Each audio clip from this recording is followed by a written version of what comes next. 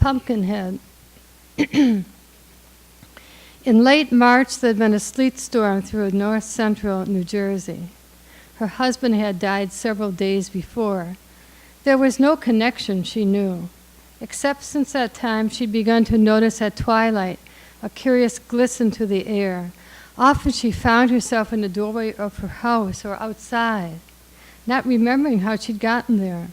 For long minutes she stared, seeing how, as colors faded, the glassy light emerged from both the sky and from the Scotch pines surrounding the house.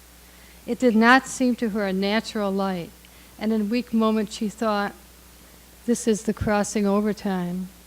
She stared, not certain what she might be seeing. She felt aroused and vigilant. She felt apprehension.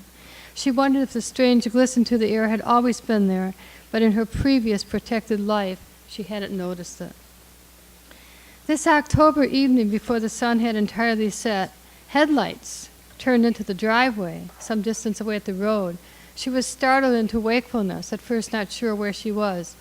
Then she realized Anton Krupke was dropping by to see her at about this time. Dropping by, he'd said. Or maybe she'd said, why don't you drop by? She couldn't see his face distinctly. He did appear to be driving a pickup truck with indistinct white letters on its side. Out of the driver's seat in the high cab of the truck, he climbed down and lurched toward her on the shadowy path.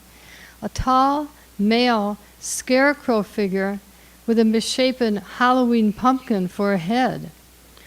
What a shock! Hadley backed away, not knowing what she was seeing. The grinning pumpkin head on a man's shoulders, its leering cutout eyes not lighted from within, like a jack-o'-lantern, but dark and glassy, and the voice issuing through the grinning mouth in heavily accented English. Ma'am, is correct address? You are lady of house?